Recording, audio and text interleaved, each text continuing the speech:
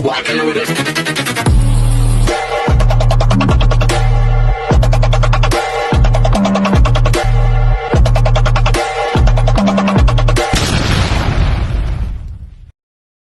Hello beautiful people! Welcome back to my channel. It's your Mama Sam dito sa Sam Sam TV. Kamusta naman kayo mga amigo, amiga, kumare at kumpare? Sana lahat kayo ay okay ngayong araw na to. At syempre kung ako naman ang tatanungin nyo, fresh overload, ang beauty ng Mama Sam ninyo. Nandito lang ako sa bahay maghapon at naglinis-linis at gumawa ng mga kung ano-ano dito sa bahay. So syempre, bukas may pasok na kami. So, 3 araw ako papasok kasi hanggang Thursday. Tapos, magpapahinga talaga ako ng 25, ng mga 30, 31. Kasi sa susunod nga, sport day na namin. And then, ayun nga, examination na ng mga bata sa 15. O, diba? So, medyo nakakaloka. Sakit sa ulo. Sa totoo lang, guys. At ang dami kong gagawin, hindi ko magawa kasi yung computer ko ay sira. So, yon. At ito nga, syempre marami tayong chika ngayon na talaga naman, oh my God, magtataas ang kilay ninyo sa mga pag-uusapan natin ngayon. Pero doon muna tayo kasi may nagtanong sa akin. Sabi niya, Mama Sam, paano ka daw mag-move on doon sa taong tawag dito, minahal mo pero never ka naman minahal at never naman naging kayo. Actually, mahirap to kasi parang feeling ko, mahirap kasi ikaw lang yung nagmamahal eh. So, ayoko ng ganong eksena. Yung ikaw lang yung may gusto, ikaw lang yung may mahal dun sa tao. So, ang hirap mag-move on, lalo na hindi naman niya alam na minahal mo siya. So, ang nakakaloka dito, ikaw yung talagang mag-a-adjust, ikaw yung magmo-motivate sa sarili mo kung ano yung mga dapat mong gawin. Pero ang ma-advise ko dyan is, number 1 is love yourself. Ayun yung napaka-importante. Kailangan mahalin mo ang sarili mo nang higit pa sa lahat. Kasi parang yung ibinibigay mong pagmamahal sa kanya, doon pa lang parang hindi mo na ipinakita na mahal mo ang sarili mo. Kasi kung mahal mo ang sarili mo, hindi mo naman nahayaan na nagmamahal ka ng tao na hindi ka naman mahal. So bakit mo bibigyan ng priority yung tao na hindi ka mahal pero yung sarili mo ay nasasaktan? So dapat unahin mo muna ang sarili mo. Mas piliin mo na maging masaya sa paraan na alam mo na hindi involved yung taong gusto mo. And then pangalawa ay dapat importante lagi yung sarili mo kasi mahirap magmukhang tanga. Lalo na kung yung umaasa ka naman sa wala or nangangarap ka na mabibigyan ka niya ng pansin ng bonggang-bongga. So ako para sa akin siguro talaga better to love yourself and then take care of yourself na hindi ka maapektuhan sa mga ganitong sitwasyon na nangyayari, di ba? Na para kang baliw na parang umaasa ka sa isang tao na never ka naman magugustuhan. So, yan. So, bigyan mo ng importansya yung sarili mo at value. Respeto, sabi niyang gano'n. Respeto sa sarili, napaka-importante nun. So, mahalin mo yung sarili mo. Kapag mahal mo ang sarili mo, hindi mo i-allow na masaktan ka, hindi mo i-allow na mahirapan yung puso mo, hindi mo i-allow na mahirapan ang isip mo sa kakaisip sa taong hindi naman importante ka, ganon. Hindi ka importante sa kanya. So, ako para sa akin, much better na piliin mo kung ano yung tama para sa sarili mo. Kumbaga, parang ano ka na eh, kumbaga malaki ka na, may isip ka na eh, kontrolado naman yan ng isip. Kasi yung iba sinasabi nila, nako, ang hirap kasing gawin kasi puso ang kalaban. No, hindi totoo yan.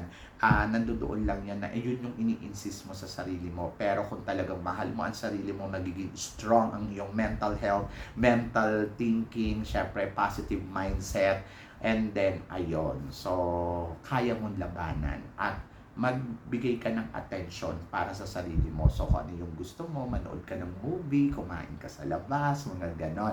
At sumama ka sa mga friends mo na maaaliw ka na ina-avoid na pinag-uusapan yung taong yun. So, yun. So, sana nakatulong yung advice ko, diba? So, nakakaloka. At ito nga, syempre, punta tayo sa usapang Miss Universe na medyo nakakaloka kasi nag-apologize sila, kumbaga naglabas sila ng public statement at sinasabi nila doon na misunderstanding lang daw yung mga lumalabas ng video at hindi naman daw ganun yung intention nila. So ako para sa akin, to be honest hindi naman bobo ang mga tao. sa mga naririnig nila at sa mga nababasa nila. So, hindi naman tayo ang biktima dito. Ang biktima dito yung mga taong umaasa na gustong manalo ng corona, na naniniwala sila na matutupad yung pangarap nila. So, yun yung totoo.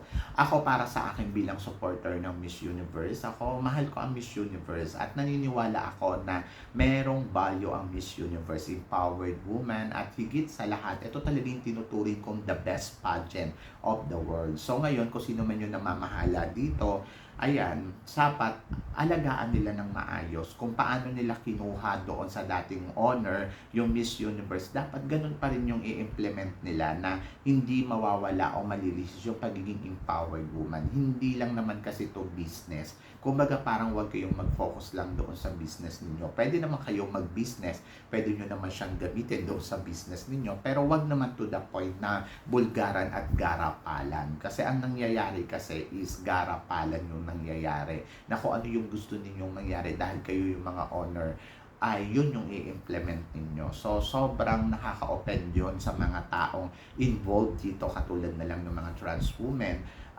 Parang ang fake lang kasi ng dating. Ang gusto kasi ninyo ay parang ini-empower ninyo kuno yung mga ano na to, yung tawag dito transgender, no age limit, at saka syempre yung mga married woman na gusto nyong mag-join sa Miss Universe, ini-empowered nyo siya, pero hindi naman pala kayo sincere kasi doon pa lang sa sinasabi ninyong policy na hindi sila mananalo ay parang pinutol na ninyo yung pangarap nila, yung chance nila na maabot yung corona, di ba? So, nakakaloka. So, ano yung dapat nilang gawin? I think siguro ako, para sa akin ha, tanggalin nila yan. So, nakakaloka kasi, di ba? Kawawa naman yung mga sumasali, katulad na lang halimbawa ni Miss Venezuela, na asang-asa ang Venezuela na kaya nilang makuha ang corona ngayong taon na to, at nagpiprepare sila ng bonggang-bongga para sa laban nila sa Miss Universe sa November. Then at the end of the story, hindi pala sila mananalo. So parang kung ako si Miss Venezuela, bakit pa ako magpiprepare? Bakit pa ako magpapasexy? Bakit pa ako gagawa ng mga dapat kong gawin para lang sumali dito sa Miss Universe? So, ayun nga ang swerte lang, no, hindi pa nagwo-walk out or hindi pa sila nagba-back out. Ay, ibig ko sabihin, hindi pa sila nagba-back out. So, hintayin natin. So, doon naman sa possible ba na mag-back out yung mga kandidata na katulad na meron ng representative na no age limit at saka to be honest, yes, maapektuhan sila. Lalo na yung mga lumalaban sa Miss Universe Philippines na overage, tapos yung mga lumalaban sa Miss Universe na married woman, na meron din naman tayo kandidata dyan, si Pasig. So medyo maapektuhan din talaga sila sa eksenang ganito, at nakakalungkot kung iisipin mo, di ba? Nakakalungkot kasi parang wala silang karapatan manalo. So sana yung Miss Universe maayos to at mabigyan talaga nila ng linaw sa mga tao kung ano ba yung gusto talaga nilang mangyari dito sa Miss Universe. Kasi syempre yung tiwala na binibigay sa kanila, mahirap yun na masira. And then yung suporta ng mga tao. So darating ba ang Miss Universe na babaksak sila ng bonggang-bongga? Kung hindi nila aayusin, maaaring ganun ang mangyari. Pero sana wag naman nila pagsamantalahan kung ano ang nakukuha nila sa pangalan ng Miss Universe at kung ano ang be-benefit nila dito. So wag nilang pagsamantalahan ang pangalan ng Miss Universe. Sana ingatan nila as a brilliant, and then ayusin nila. Kasi sa totoo lang, maganda naman ang Miss Universe kahit wala yung mga ganito. So siguro ang kailangan lang nilang gawin sa Miss Universe is dagdagan nila yung mga challenge para sa corona, ng mga kumukuha ng corona dito. Dagdagan nila ng eksena na parang mas maaliw yung mga manonood nila, and then ayusin nila ang lahat ng programa, lahat ng segment nila. So I think, ayun, papanoorin ang Miss Universe ng bonggang-bongga at yung suporta ng tao. So ipakita nila yung pagiging empowered ng bawat kandidata. So yun. So i-highlights nila yung dapat nila i-highlights. Katulad ng ginagawa ng IMG noon, na talagang kita mo talaga yung galing ng bawat isa at yung tapang ng bawat isa. For me, mas gusto ko yung ganon. At hindi ninyo kailangan gumawa ng mga 13 episode para lang panoorin kayo ng series. Walang ganon. Much better na ipakita ninyo kung ano ang gusto ng makita ng tao sa inyo. And then I think, ayun, dagdagan ninyo yung mga challenge kung paano nila kukunin yung corona. And then, ayun, nakikita natin kung sino yung empowered woman talaga. Diba? So, yun, i-focus nila yung mga advocacy ng mga girls. Kasi actually, maganda na nga yung ginawa nila noon na transformational leader eh. Kasi parang feeling ko doon makikita mo talaga yung pagiging empowered ng kandidata. But sana klaro lang talaga ang lahat. Kasi ayun yung importante, yung empowered woman nila. So hindi natin kailangan ng transgender sa Miss Universe. Hindi natin kailangan ng overage sa Miss Universe. Hindi rin natin kailangan ang married woman. Kasi parang feeling ko meron silang dapat i-focus sa buhay nila na hindi lang ang pag-join sa Miss Universe. Kung mananalo sila at sasali sila dito, eh good yun. Pero kung hindi, ay nako, wag na lang ninyong idagdag. Kasi parang kawawa naman yung mga taong to na umaasa na masusungkit ang corona ng Miss Universe. Diba? So yun, so medyo nakakaloka lang, medyo nakakawindang, nakakawalang tiwala. Pero syempre, hinihingi pa rin natin na sana maipakita nila sa atin kung ano yung best dito sa Miss Universe. At sana maayos nila yung problemang to at mabigyan nila talaga ng magandang highlights kung ano yung gusto nilang i-implement dito sa pageant na to. And then, suggestion ko, siguro, kesa naman isama nila dito yung 13th episode, eh gumawa sila ng another episode, na another pageant or another series na kukunin nila yung mga casting nila dito sa Miss Universe candidates. And then, plus, nandoon din siguro na mas maganda din na gumawa sila ng another pageant na sama-sama yung mga ganito.